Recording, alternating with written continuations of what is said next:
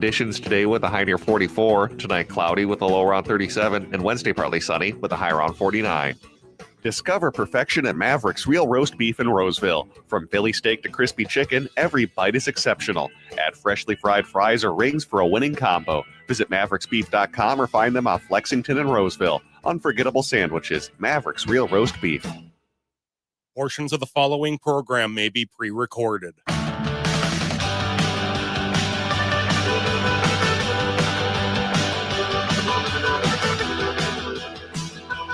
Broadcasting from the studios of AM 950 KTNF, the progressive voice of Minnesota, and airing on WCPT 820, Chicago's progressive talk where facts matter. Welcome to The Gailey Show, the only daily LGBTQ radio news and talk show in the United States. I am your host, John Parker, in studio with my executive producer, Jim Pound. Hey, all. All right, what is on the show today? A lot. In the second half hour, we're continuing our conversations with candidates for Minneapolis mayor. Our guest candidate today is Alejandro Richardson. We are curating all of our interviews with the candidates into a special playlist on our YouTube channel, youtube.com/@, The Gailey Show. Or you can find them, the individual episodes, everywhere you stream your podcast, or am950radio.com or heartlandsignal.com. But the YouTube channel, they're all right there. You can just play the first one, and then it'll go right into the next ones. So if you're a Minneapolis resident, you can look at those videos and get a sense of who you would like to vote for on November 4th. Okay, also on the show today, we're going to discuss the idea behind John Fugelsang's new book, The Separation of Church and Hate. I have some thoughts about it, but I think the book should be out there. But anyway, we're going to talk about that.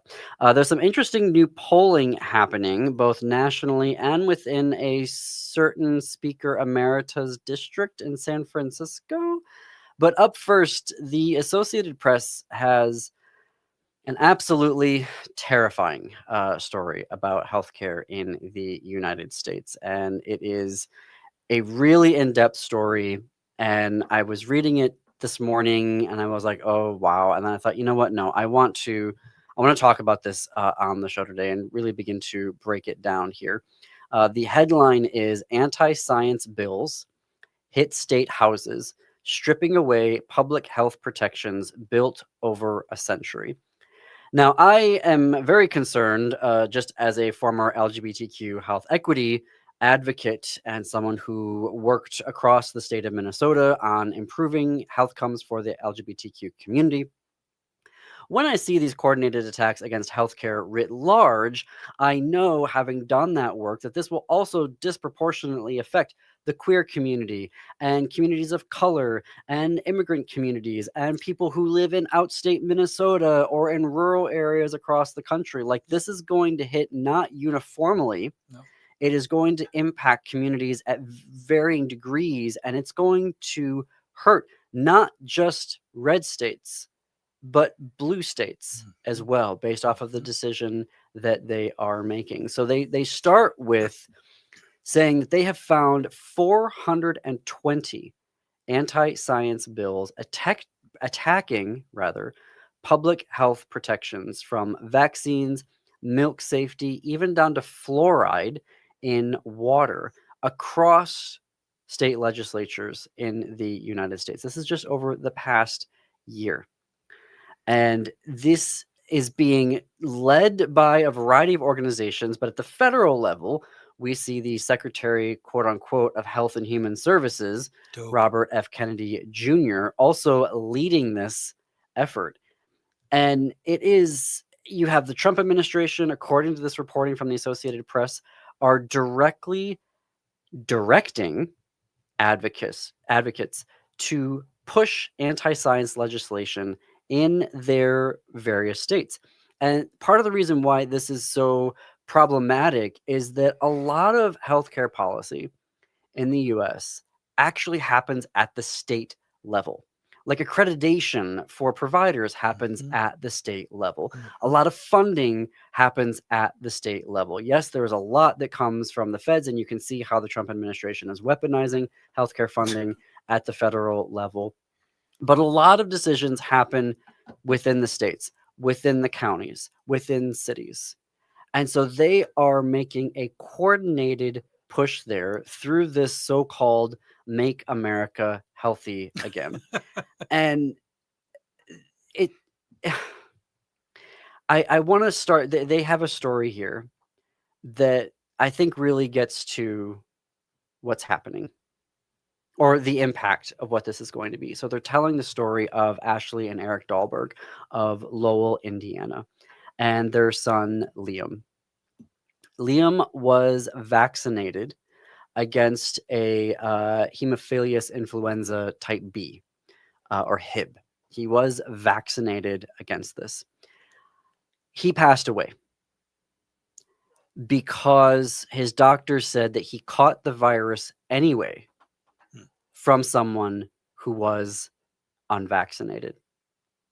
And there is this belief that in facts that if you get enough people vaccinated, then you will achieve herd immunity. Now, the level of, because I took a really deep dive into this today, the level of herd immunity varies depending on the disease. So for some diseases, it could be 85%. For some diseases, it could be 90%.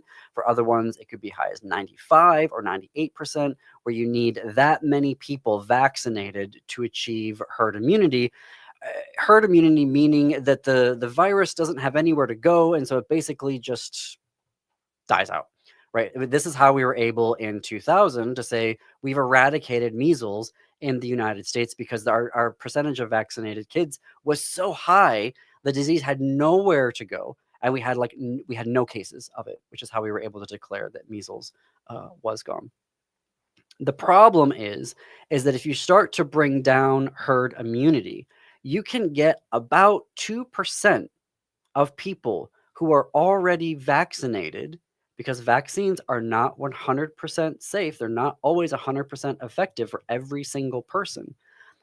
If you don't have that herd immunity, about 2% of people can still get that disease. And that's what happened in Liam Dahlberg's case. He was 8 years old. There are now experts saying that global vaccine efforts have saved more than 150 million lives since 1974. Cavities have declined dramatically, according to this AP News reporting, since we started introducing fluoride into our community water supplies. And that milk pasteurization has actually saved millions from foodborne illnesses. But now, the AP has searched 2025 legislation in all 50 states, analyzing more than 1,000 bills collected by the National Conference of State Legislators and the bill tracking software Plural for whether they undermine science-based protections for human health. Anti-vaccine bills, 350 of them, were by far the most common. Two bills in Minnesota, for our listeners in on AM 950 radio, you may have recalled this from reporting that and conversation that Matt McNeil had on the Matt McNeil Show earlier this year. 2 of these bills label vaccines as, quote, weapons of mass destruction. Can we talk about who introduced those bills? I don't know. I don't have that here in you can look that up if you want to. They don't have that specifically here. Should be standing out in front of their offices. In front of me, but at least 26 anti-vaccine laws have been adopted just in this year alone across 11 states. And there's this whole web of connections. I'm not going to get into here all of it because it took me like 3 or 4 reads of this article to begin to piece it all together. But you've got Secretary Kennedy Jr., you've got the MAHA, so Make America Healthy Again Action Group. You have this organization, Stand for Health Freedom. You've got the Weston A. Price Foundation. Then you have something that sounds very, the National Vaccine Information Center. This is something that they have been doing around climate change denial for years. This is something they've been doing around the LGBTQ community for years, where they go and they create these organizations that sound like they're very academic and very serious, the National Vaccine Information Center, the Stand for Health Freedom, but they're actually shady. Their funding is hidden, and the work that they do is all junk science. All junk science. For instance, the Children's Health Defense, which is what Kennedy used to run before he became the Secretary of Health and Human Services. And they are now coordinating across, here's a quote that they're giving: "This is a really sophisticated political operation as opposed to just a couple of parents that don't want to vaccinate their kids." An example bill is in Indiana from Republican Representative Bruce Borders, which would allow people to opt out of employer vaccine mandates. Another would require vaccine manufacturers to conduct certain safety studies, which all of that sound like that last one sounds reasonable. And you might be like, oh, well, people should have freedom of choice to opt out of an employer mandating that they should have to take a vaccine. Or, parents should be able to opt out of having their kids take the vaccine. Let's come back to Liam's story. Not everybody who is vaccinated will survive a disease if there isn't herd immunity. 2%. Now, 2% doesn't sound like a big number, but what happens when you have a school district that has thousands of students in it? What happens when you look across the United States and we're talking about millions of people? 2% now becomes a really large number.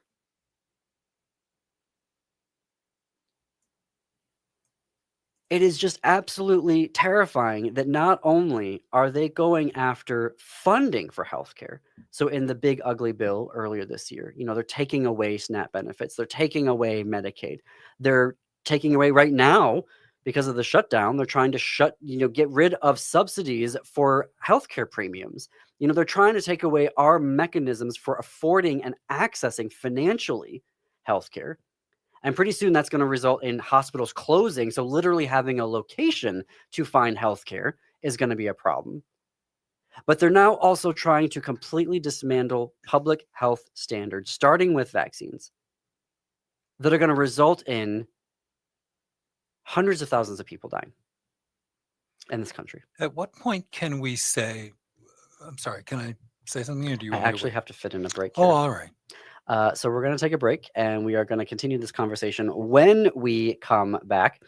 You are listening to The Gailey Show on AM 950 Radio, the progressive voice of Minnesota, and WCPT 820, Chicago's progressive talk where facts matter. Please be sure to check out our YouTube channel. We're going all in there. We've got all sorts of videos and shorts. We're bringing you the best in LGBTQ progressive radio news and talk on YouTube. More after the break.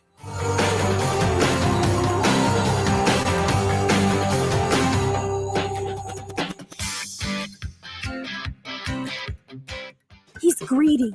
He's scrumptious. He's horrid. Roald Dahl's The Enormous Crocodile the Musical is on stage now through November 23rd at Children's Theater Company, featuring eye-popping puppets, a rich score with great groove, and plenty of mischievous audience interaction. Don't miss the U.S. premiere of the smash UK hit. Get your tickets for The Enormous Crocodile the Musical today at childrenstheater.org. Hey, it's Patrick for Zero Res. October is here, so Halloween is right around the corner. And if you're thinking of having a horror movie marathon with friends, you better make sure your home doesn't look like something out of one of those movies. Don't ghost your carpet this fall. My cleaning heroes at Zero Res can help get all those spooky smells and creepy stains out of your home. Carpet, tile, rugs, upholstery, hardwood, any surface in your home can be Zero Resified. Right now, you can get your entire home Zero Resified from Minnesota's ultimate carpet cleaner, with 3 rooms of carpet clean starting at just $129. But there's something even scarier than ghosts and goblins hiding in your home, and it's in your air ducts. This month, take 15% off your air duct and dryer vent cleaning service. Don't let a missed deal haunt you. Call 9520-RES or go to ZeroResMinnesota.com today and ask for the AM 950 special. Backward or forward spells the same. Zero Res. This season, bring the whole family to see Irving Berlin's White Christmas.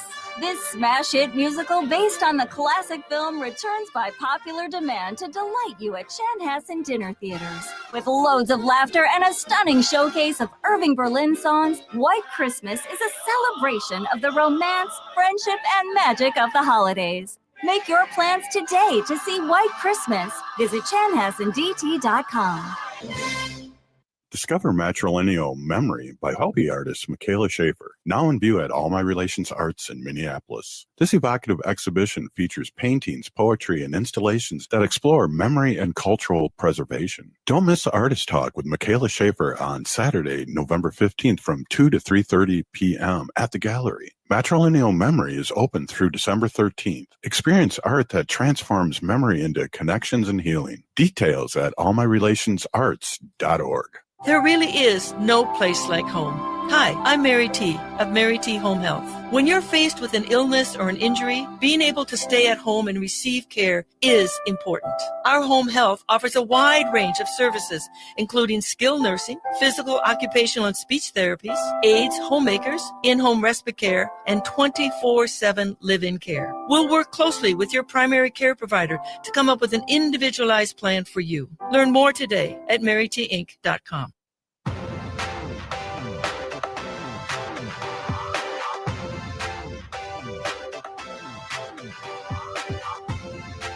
Welcome back to the Gailey Show. I am John Parker. We are coming up on the bottom of the hour. Before we get into this segment, I want to take a moment to talk about our travel partner, Travel Marquette.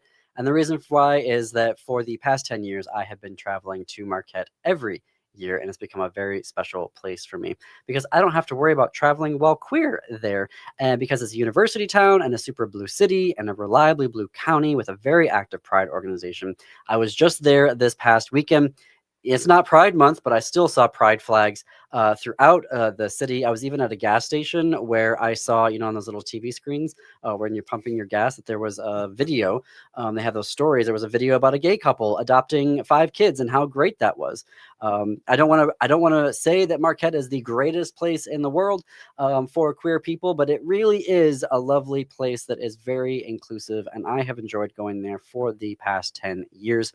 It was an opportunity this past weekend to just disconnect from the news and to eat good food and to buy good books and to be at the Fresh Coast Film Festival, which was last week. They've got a stand-up comedy festival coming up and then a laser extravaganza later in November. We'll have details for that on our website. But if you'd like to get your adventure started at Marquette, you can go to travelmarquette.com. That's travelmarquette.com to start your adventure. Connect with me on Blue Sky. I'll give you all sorts of fun recommendations for where to eat and where to shop there.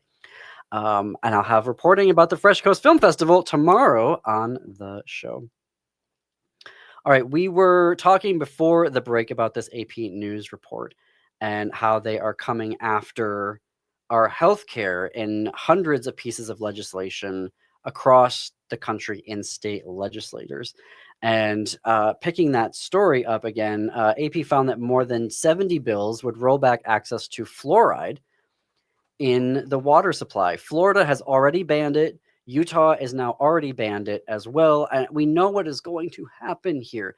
The rates of cavities and problems with dental health is going to go up now. There's no other place for it to go. It's not going to stay flat where it is right now. It's going to go up. And so all these families that are sitting there going, well, I don't want my kids drinking fluoride. You are now giving yourselves more costs because you're going to be taking your kids to the dentist more. And they're at the dentist, you're going to have to be paying more for the cavity work that they're going to be dealing with or other oral health issues that are going to be coming up there. There are raw milk. They're all about raw milk right now, not drinking pasteurized milk anymore. And we're seeing Florida, the number of people getting sick from raw milk going up exponentially. So you have the Florida Surgeon General, Dr. quote unquote, Joseph Ladapo or Ladapo, saying that Floridians have the freedom to make informed health choices. Not when it is based on made up science. Or when they're trying to deliberately deceive My frustration here is that I feel if we back up a few feet, this former party, now movement or cult, is about harming humans. It is an anti-human movement. It's not politics. It's not issues or positions on issues. It's anti-human to not want people to have health insurance because of our stupid for-profit system. It is anti-human to take away vaccinations, which harm 0.1% of the population and help 99.9% of the population. It is anti-human to take away fluoridation from the water. Nobody ever brought that up before. This is arbitrariness. Well, nut jobs. Right, but nobody that anyone thought didn't belong in a padded room. And they've turned these into their issues because they don't have real issues. Brought to you by the same people who said that taking the COVID vaccine will make you magnetic. So what you can tell your person that you know that's a MAGA is that they are harming thousands, tens of thousands of human beings by having anything to do with this party. They are anti-human. That's how I would refer to them, and that's how you should refer to your relatives and friends that have that problem. That's Jim's very anti-human. There we go. That's Jim. Something I want to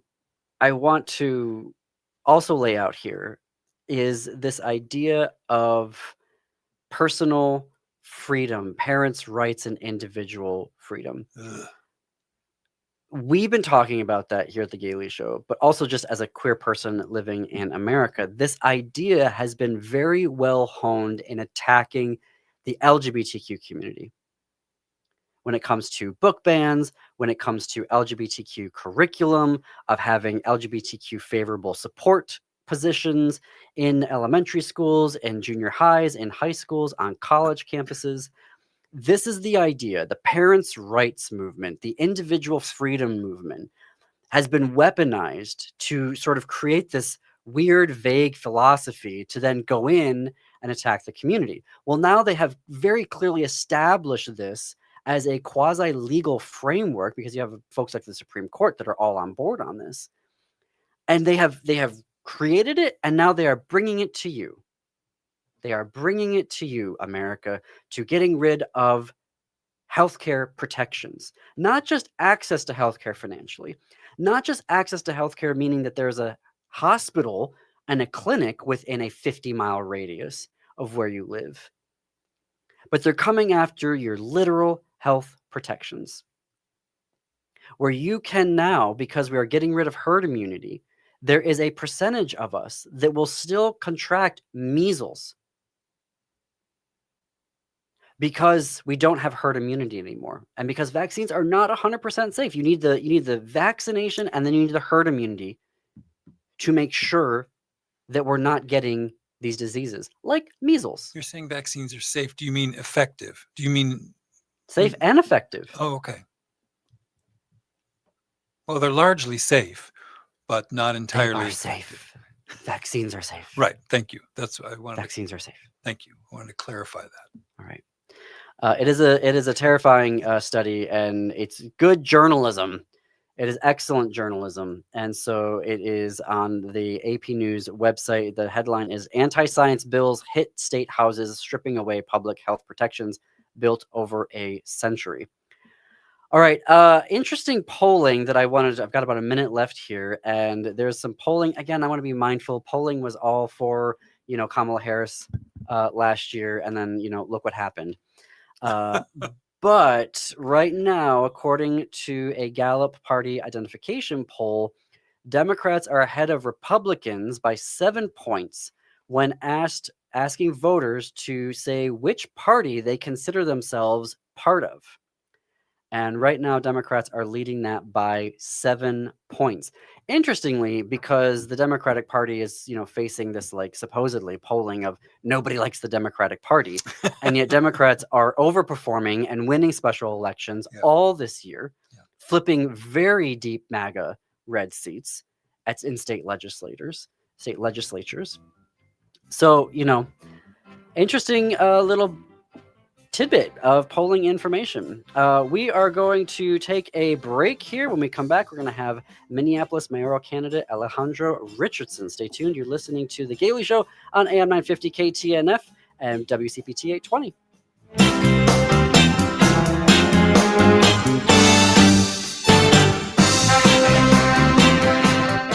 Wake up with your favorite sexy liberal, me, Stephanie Miller.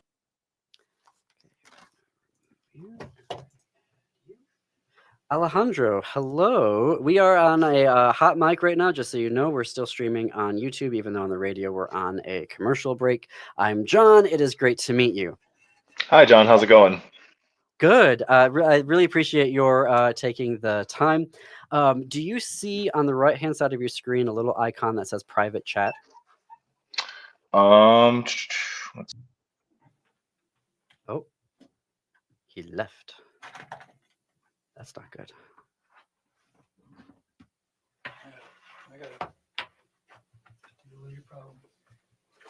See, I shouldn't say anything. Oh, there we go. of course, I clicked the one button that takes me out of the studio. No worries. I see. So I do see a little chat icon. Okay. Let's see. In there, because we're going to have to switch back to the feed, so you'll hear the commercial break. If you just look in that private chat, I'll put time cues in there to how much time is left in the commercial break. We've got the next half hour held for you, but I mean, if we get through the questions before the next commercial break, then we get through the questions. It's really up to you in the amount of time that you want to take and answer the questions. I just want to let you know that we've got time for that. Absolutely. Do you have any questions for me before we go back to the commercial feed? Can you hear me okay? I guess that's my big question. Yes, he sounds good, Patrick. Patrick's our producer in the control room. Everything sounds good. Okay, awesome. No, I don't think I have any questions. If you have anything to update me on or let me know beforehand, let me know. I'm not super well versed in interviews of any kind. I'm pretty new to all this, but if I'm doing anything wrong, just let me know. No worries. This is going to be good. I'm really looking forward to the conversation. We're going to keep it chill. Yeah. Awesome. All right. Thank you. Contractor in the Twin Cities and have a ton of positive customer reviews from homeowners just like you. Even better, Snap Construction's installations are backed by a lifetime warranty, so you know you're dealing with a qualified roofing expert. You want to work with a company that will be here for a long time after the work is done. Snap Construction has handled thousands of claims and will help you through the process. Do yourself a favor and get a free roofing inspection so you have the facts and peace of mind you deserve. Call Snap Construction today at 612-333-SNAP. That's 612-333-SNAP, or visit snapconstruction.com. With your AM 950 weather, I'm Brett Johnson. Look for rainy and windy conditions today with a high near 44. Tonight, cloudy with a low around 37. And Wednesday, partly sunny with a high around 49. Discover perfection at Maverick's Real Roast Beef in Roseville. From Philly steak to crispy chicken, every bite is exceptional. Add freshly fried fries or rings for a winning combo. Visit mavericksbeef.com or find them off Lexington and Roseville. Unforgettable sandwiches. Maverick's Real Roast Beef. You're listening to AM 950, the progressive voice of Minnesota.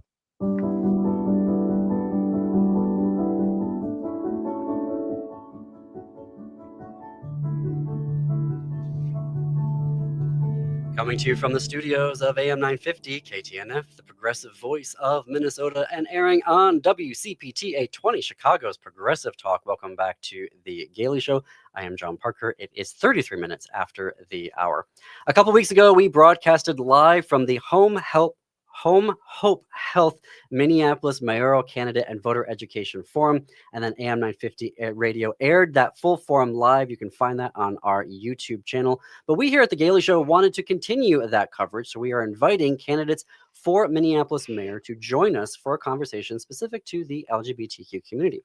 We are the only ones on the radio that are doing that coverage, and we are continuing those interviews today. Where a candidate joins us, will be given the same questions as all the other candidates and the same amount of time in which to answer them. We've curated all of these interviews with the candidates into a special playlist on our YouTube channel, youtube.com/@thegailey show, where you can find you can watch the videos, or you can. It's been a long day of talking, folks. Or you can go to am950radio.com to watch the individual episodes yourself, or everywhere you stream your podcasts. Today, our guest candidate is Alejandro Richardson. Alejandro is a union carpenter born and raised in South Minneapolis who believes that the two-party system needs to be left behind and that Minneapolis deserves great local independent candidates to rebuild our city into what's best for all Minneapolis residents. He is a rank-and-file union carpenter and the elected vice president of Local 68, representing approximately 2,500 members throughout the Twin Cities Metro. He is the current chair of the union's executive committee, and he has previously served on the bargaining committee negotiating its commercial agreement, which covers over 10,000 members. Mr. Richardson, thank you for joining me today. Thank you, John. It's a pleasure to be here. I really enjoy your show. Thank you. So can we start by you sharing with our listeners specific actions that you've taken in your career that have supported the LGBTQ community? Yeah, absolutely. I've worked closely in all my careers in my short time in the working world. So the last 15 years or so, closely with coworkers who identify as LGBTQ. I've always done everything I could to support them, whether it be just as a friend and a coworker, or during times where they felt pressure or some sort of grievance from our employers. So I started off working in restaurants and bars as a bartender and a server here in Minneapolis, and I had a number of coworkers that identified as either as gay, and they always felt my full support. They've always known that I'm a safe person to come to talk to with any issue. And now in my current role as the vice president of my local, I always do everything that I can to reach out to those members, knowing that coming especially into my field, into commercial construction, it can be a little bit intimidating. It's not a field that has long been accepting of different lifestyles and values, particularly those of the LGBTQ community. And so just letting them know right off the bat, like as soon as I make any contact with them, hey, like, I don't see you as any different than anybody else here on this job site in my union, and you have my full support. And if anybody gives you any shit, just let me know. I just want to be mindful for our FCC folks. We shouldn't swear on. Yes, yeah. Geez, sorry, just got off the job site.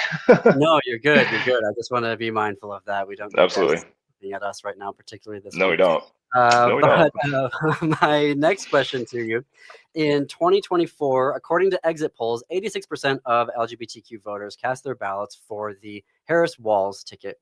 However, since November, pollsters for Legacy Media, the Democratic Party, certain think tanks, certain Democratic governor have called for centrists and moderates and independents, as well as the larger Democratic Party, to either downplay LGBTQ rights or just stop supporting rights altogether. But this comes at a time when the LGBTQ community is facing the Trump administration, who is banning LGBTQ school curriculum, ending educational supports for LGBTQ students, revoking federal funding to colleges who provide LGBTQ services, banning transgender service members.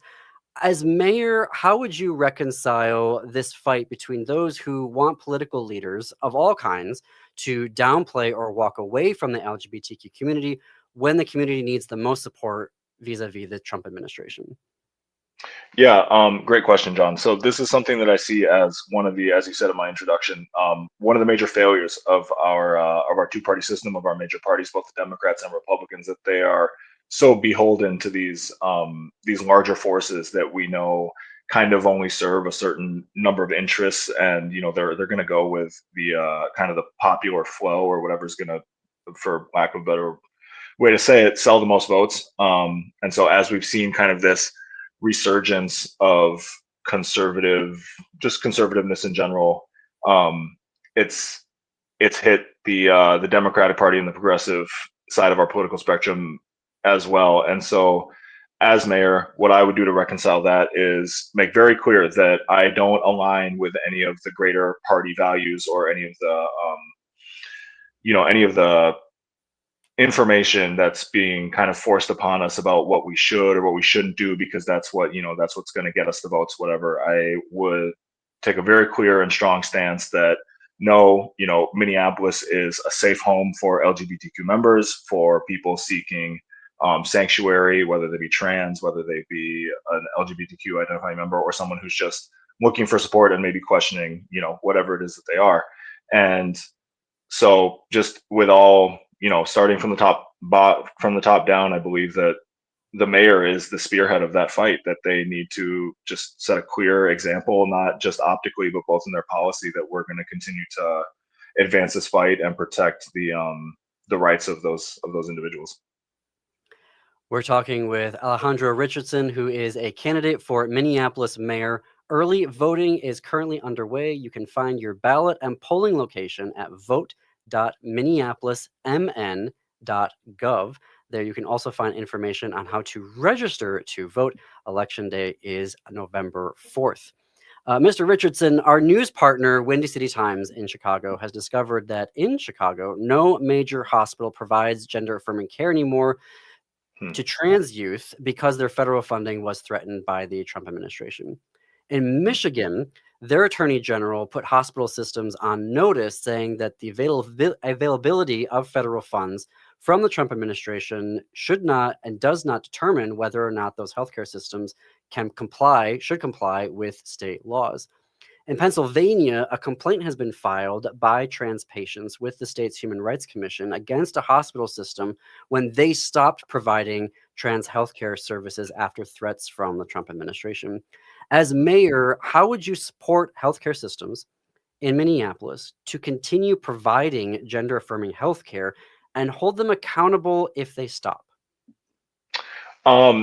Clearly, right now, this is kind of a big legal fight, and I am by no means am I a legal expert on really any subject to the degree that maybe like a lawyer or our city attorney would be. So the first thing that I would do would be to consult with them and say, hey, like where do we need to be making inroads? Where do we need to be, taking this fight to whatever level of court it needs to be taken to, and making sure that they understand that that is a fight that we are willing to have here in Minneapolis, that we're willing to challenge all of those attacks. And should direct calls need to be made to the federal government, I would be more than happy to make those calls, to have those tough conversations and say, hey, I understand, that the federal government has its agenda, but here in Minneapolis, here in Minnesota, we have our own way of doing things. And I agree with, I believe you said Michigan, the stance that they took, that, the availability of federal funds is not what determines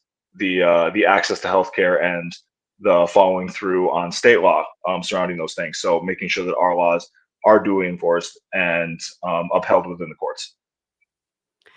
My final question to you today is, what specific actions would you take as mayor to stand up to the Trump administration's anti-LGBTQ executive orders? And there are a lot of them, which includes freezing federal funding to force our compliance to those executive orders.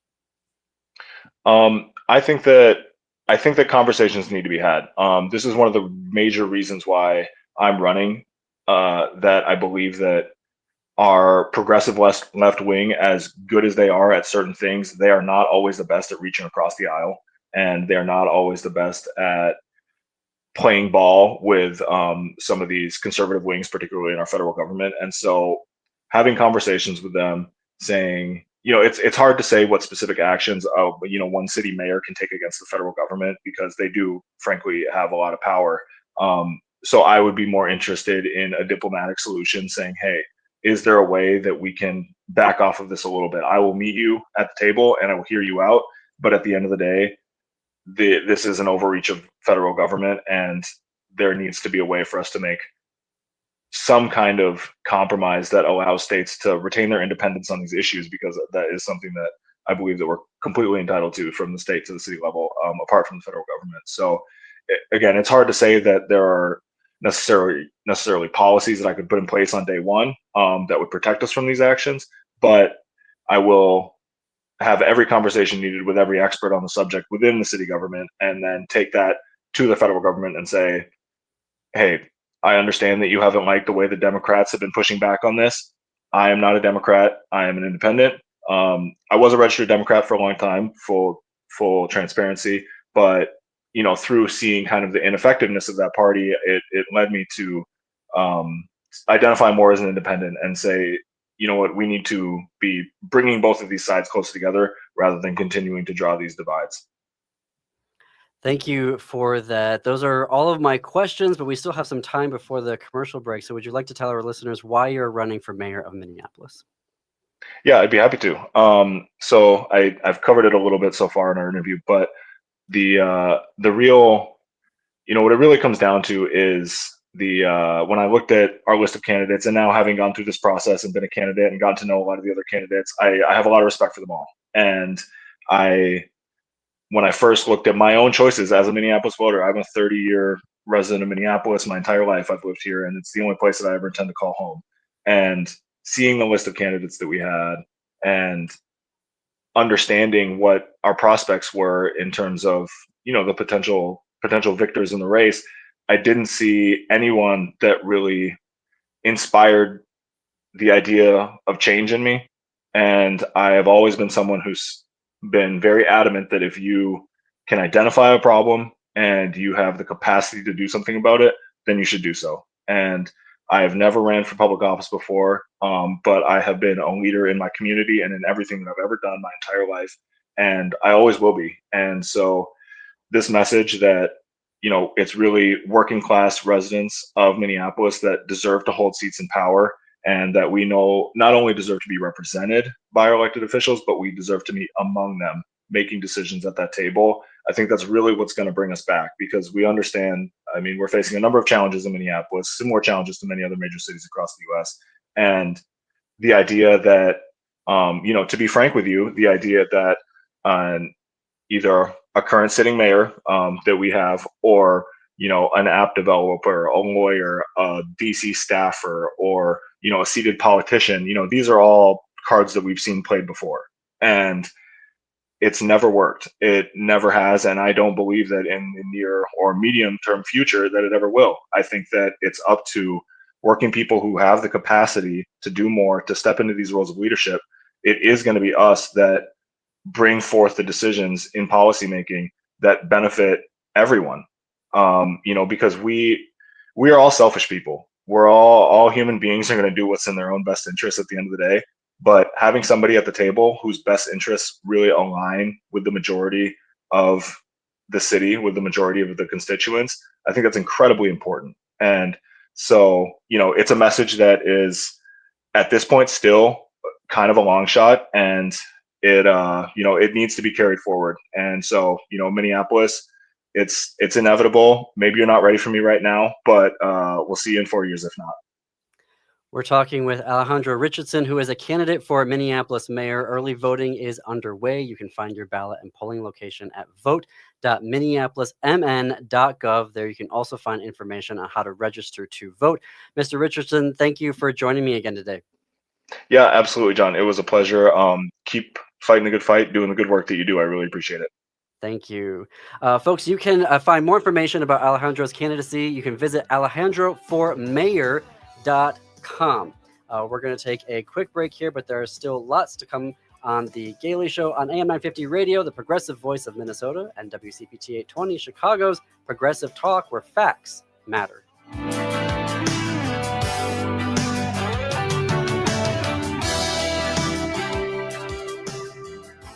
All right, John. Thank you. So an atheist, a Christian, and a Buddhist walk into a church. There's no punchline. That's just what happens every Sunday at First Unitarian Society of Minneapolis. It's all the thoughtful reflection, community, and warmth of a Sunday service without religious doctrine. Curious? Find out what we're all about. Join us for Sundays Reimagined at First Unitarian Society or live stream at firstunitarian.org. Think outside the pew. Hey, Francois, where are we going and why do you have so many canvas bags? Salut, Laura. On y va chez Nicolette's Macarons. Oh, I've never been to Nicolette's store. They're just off Highway 169 and 36th in Plymouth. Oui, ils ont 16 saveurs de macarons là. They have 16 flavors of macaroons at the store. That's why you have so many canvas bags. I love how Nicolette supports small food entrepreneurs. Let's hurry. They're open afternoons, Wednesday through Friday, and midday on Saturdays. Nicolette, c'est génial. Allons-y. Let's go. Peace of mind shouldn't cost a fortune. We keep things simple at Schroman Law because we believe planning for your estate and end-of-life care shouldn't be stressful or expensive. Every client relationship starts with a free consultation so clients have the information they need before making important decisions. From there, we work closely with clients to ensure they are choosing the most efficient and cost-effective plans for their specific needs. Schedule a free consultation today at schromenlaw.com. That's SCHROMEN law.com. Hi, this is Frank Brown of Minuteman Press Uptown with a question for our listeners. How important are business values to you? When you need high-quality digital print, it matters who you work with. You see, Minuteman Uptown is unique. We're one of the only union print shops in Minnesota providing our team with living wages and benefits. We believe in second chances for justice-impacted individuals who want to contribute to the community, and we are active in local issues. We've been in the streets standing up for racial, social, and economic justice. At Minuteman Uptown, our mission is to connect all communities through technology-driven print solutions. An example of that mission is when I moved Minuteman Uptown to North Minneapolis. We're invested in this local community, and we help small businesses and local organizations throughout the Twin Cities reach their audiences.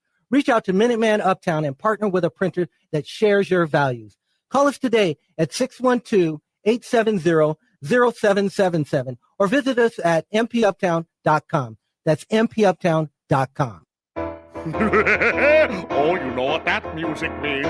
It means I'm back, baby! The Grinch. Don't miss seeing me at Children's Theatre Company this holiday season. Dr. Seuss's How the Grinch Stole Christmas is great for anyone who likes classic Grinchy tunes, and me, the mean one in the flesh, or in the green fur. Make your plans to spend the holiday season with me. You'll remember it forever. Tickets and showtimes at childrenstheatre.org.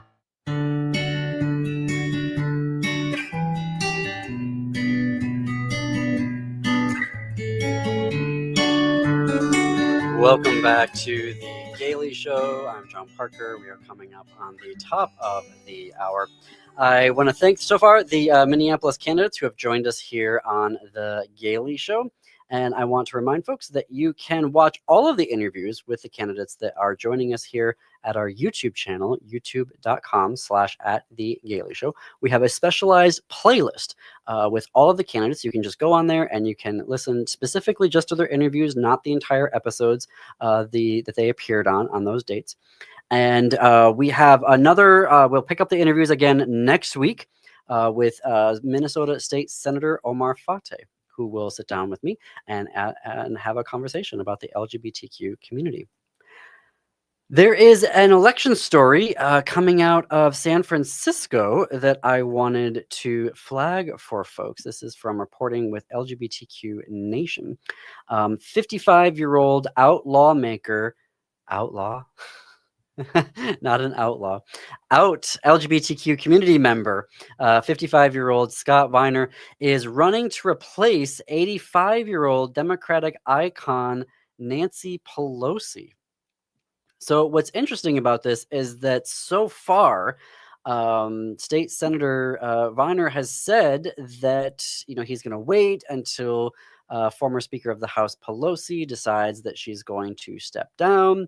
And he has had a exploratory committee, and I didn't realize it had been this long, but Nancy Pelosi has represented this district since 1988.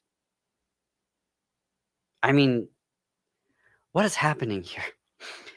So anyway, I mean, that's a whole other discussion about, if we're just going to keep electing the same people, like, why even have a democracy? But 2 years ago, Senator Weiner launched an exploratory committee for that congressional seat. And he's raised over $1 million since creating that exploratory committee, and has said, I will wait until she decides whether or not she's going to run for a 20th term. But that apparently is over because there are other candidates who are filing paperwork to challenge Nancy Pelosi in the 2026 election. And so he is no longer waiting to see if she is going to run or not. The San Francisco Standard has broken the story about this and has said that he is he is for sure running for Nancy Pelosi. It's not Nancy Pelosi's seat. That's the thing here, though. It is the people's seat. And Nancy has just continued to run and hold that since 1988.